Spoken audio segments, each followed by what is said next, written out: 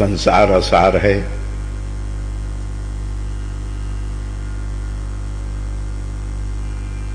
शरीर नश्वर है और जीवन क्षणभंगुर है।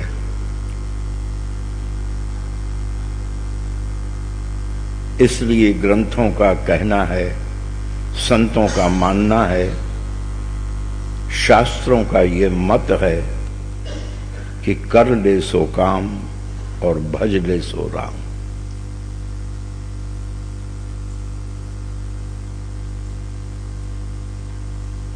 विगत 19 वर्षों से एक स्थान पर एक आयोजन में एक व्यास के द्वारा श्री राम कथा सरिता का निरंतर प्रवाह अनेक विघ्न बाधाओं से पूरित इस कलयुग में यदि चल रहा है तो इसके भीतर किसी पुण्यात्मा के पुण्य का बल है।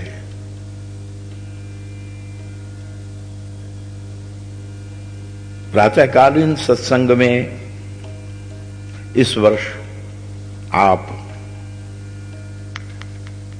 श्री हनुमान चरित्र की चर्चा सुन रहे हैं, जैसा कि कार्यक्रम आपके सामने उपस्थित है। आपने कल तक की चर्चा में ये सुना है,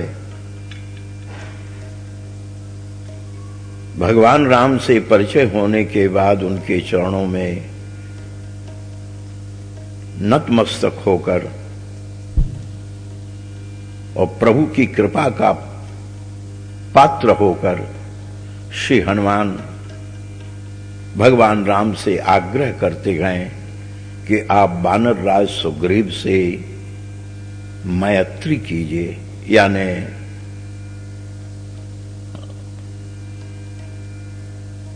एक क्रांतिकारी कदम उठाइए।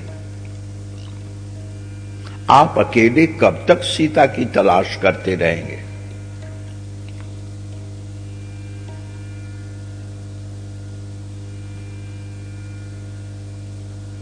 और आप जिस मर्यादा को स्थापित करते हुए अब तक आ रहे हैं, लोगों ने, पंडितों ने भगवान राम को मर्यादा पुरुषोत्तम कहते हुए उसकी व्याख्या की है कि यह प्राचीन मर्यादा के ऊपर दृढ़ थे, इसीलिए मर्यादा पुरुषोत्तम। ऐसा नहीं है। श्री राम को अपने समय में जिन जिन मर्यादाओं में अनुचित मालूम पड़ा, उन सारी मर्यादाओं के बाद एक परंपरा डालते हुए चलते गए, पर करने का ढंग इतना प्यारा है कि पिछली परंपराओं को तोड़ते गए, लेकिन किसी ने उंगली नहीं उठाई। करने का ढंग है। राम ने विरोध का रास्ता नहीं अपनाया। मैंने आपको एक प्रमाण कल दिया था कि दशरथ कुल की मर्यादा के अनुसार राम को राज्य देना चाहते गए, क्योंकि सूर्यवंश की मर्यादा थी कि जेठ स्वामी सेवक लघु भाई। बड़ा भाई ही जो ज्येष्ठ स्वामी होगा वही राज्य का उत्तराधिकारी होगा, बाकी अब सारे भाई उसकी सेवा करके लाभ उठा सकते हैं। राम को यह अच्छा नहीं लगा। क्यों? सब एक ही पिता के पुत्र हैं। एक को सिंहासन और औरों को चौराहे पर अच्छा नहीं लगा। राम खुद कहते हैं कि ये मेरे पवित्र वंश में ये गलत हो रहा है। बिमल वंश यह अनुचित एकू कि अनुज बिहाय बड़े ही अभिषेकु। छोटा भाई जब मीलों दूर बैठा हुआ है, वह इसमें सम्मिलित भी नहीं हो पा रहा है। ऐसी परिस्थिति में अकेले जेठ होने के नाते, बड़ा होने के नाते मुझे राज्य का उत्तराधिकारी बनाना उचित नहीं है। पर विरोध नहीं किया। पिता से ये नहीं कहा कि आप गलत कर रहे हैं, तो बड़े ढंग से घर को टूटने से बचाने के लिए खुद घर छोड़कर बाहर निकल आए और राज्य पर बैठे। कब? जब राम राज्य का छत्र, आप चित्रों में भी देखते होंगे, भगवान जब सिंहासन पर बैठते हैं ठीक उनके पीछे भरत छत्र लेकर खड़े रहते हैं। मतलब भगवान राम कहते हैं कि भाइयों की छत्र छाया में ही मैं राम राज्य की स्थापना करूंगा। इस तरह प्राचीन मर्यादाओं को बदलते तो वो चल रहे हैं, लेकिन करने का ढंग इतना बढ़िया है उनका। निषाद को गले लगाकर आर्य और अनार्य की जो एक परंपरा चल रही थी उसको हटाया। शबरी के फल खा करके छोटे बड़े का भेद उठाया। निषाद को, केवट को हृदय लगा करके धनी और निर्धन का भेद मिटाया। और अब हनुमान जी महाराज कहते हैं कि आप सुग्रीव से मित्रता अगर करेंगे तो आर्य और अनार्य की संधि ये अभूतपूर्व होगा, क्योंकि अनार्यों की छाया छू करके भी आर्य लोग स्नान करते थे, यानी छुआछूत इतना था,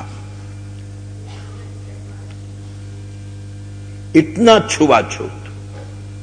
लेकिन हनुमान जी महाराज कहते हैं आप वानरराज सुग्रीव से मित्रता कर लीजिए, उसका परिणाम ये होगा कि इतिहास में तो ये अलौकिक घटना होगी ही और उसे आप शक्तिमान बनाइए। फिर सो सीता कर खोज कर आए, और अगर आप मेरे राजा के मित्र बन जाएंगे तो फिर आपका कार्य मेरे राजा का कार्य हो जाएगा और फिर मैं आपकी सेवा भी कर सकूंगा, क्योंकि मैं अभी सुग्रीव से बंधा हूं। मैं सुग्रीव का मंत्री हूं, मैं दूसरी कंपनी में काम नहीं कर सकता, मैं दूसरी सरकार को स्वीकार नहीं कर सकता। एक ही रास्ता है, क्या कि आप सुग्रीव से मित्रता कीजिए। और हनुमान जी की बात मानकर प्रभु राम लक्ष्मण हनुमान जी के माध्यम से ऊपर आए और किस प्रकार सुग्रीव से मित्रता हुई। मित्रता के बाद लक्ष्मण ने सारी राम कहानी सुग्रीव को बताई। मित्रता तो केवल इसी बात पर हुई, हनुमान जी ने दोनों की कथा व्यथा सुना दी कि दोनों की हालत एक है, अतः दोस्ती हो सकती है। कैसे? राम भी घर से निकाले गए, सुग्रीव भी किष्किंधा से निकाले गए, राम की पत्नी भी हरण कर ली गई और सुग्रीव की पत्नी भी छीन ली गई है। राम भी भटक रहे हैं जंगल में और सुग्रीव भी दर दर की ठोकर खा रहे हैं। इसलिए दोनों की परिस्थिति एक है, अतः समान लक्ष्य संधि,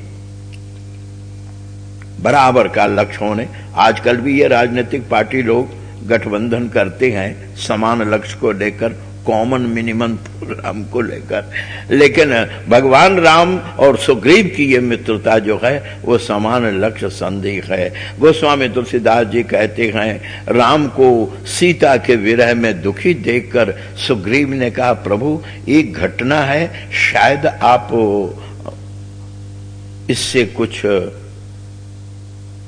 अनुभव कर सकें। बोले क्या? मैं एक बार यहां बैठा था, आकाश से एक राक्षस एक स्त्री का हरण करके ले जा रहा था। ये रोज की घटनाएं थी, राक्षस बहु बेटियों को उठाकर ले जाते थे, हाथ मलते रहते थे लोग, तो रोज की घटना थी। लेकिन जब आप समय बता रहे हैं तो मुझे लगता है कि कहीं वह स्त्री सीता ही न हो। और आपने कल सुना है कि राम ने कहा वो कुछ कहती जा रही हो? बोले हाँ, राम राम चीखती जा रहे थे।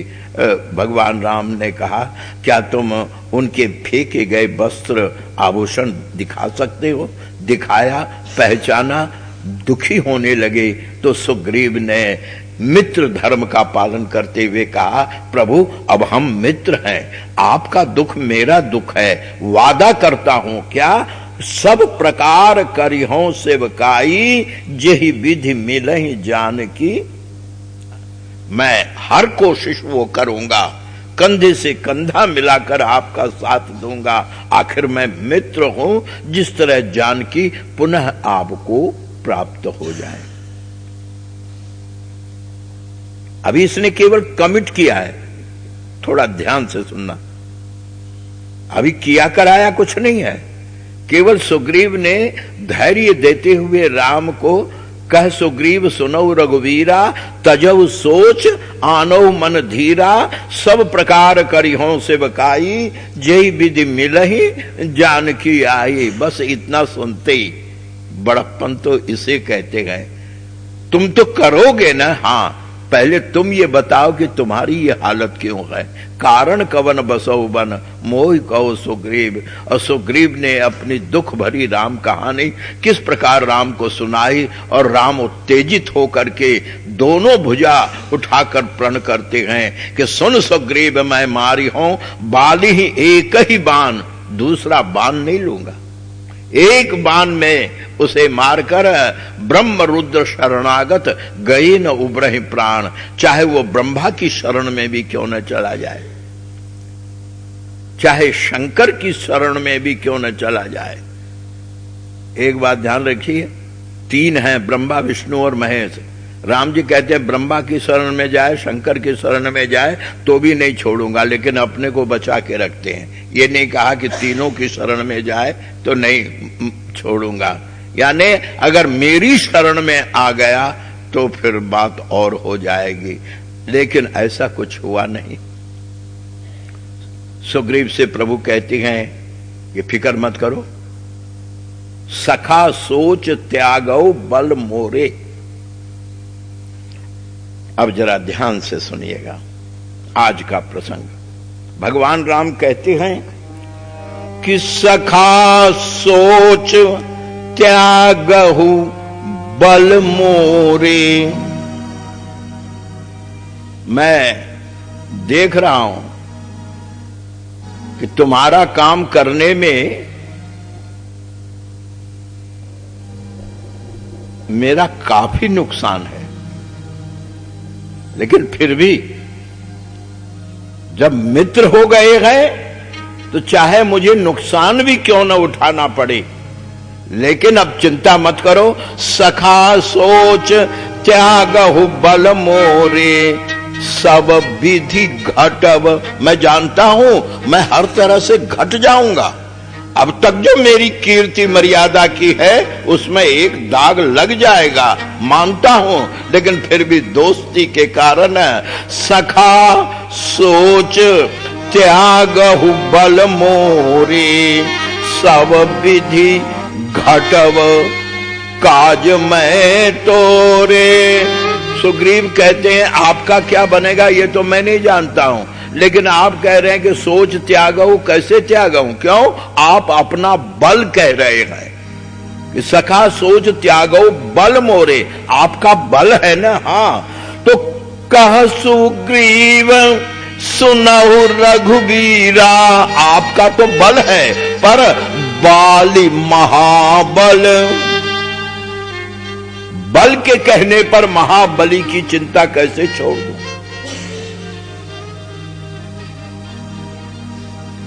लक्ष्मण हंस पड़े।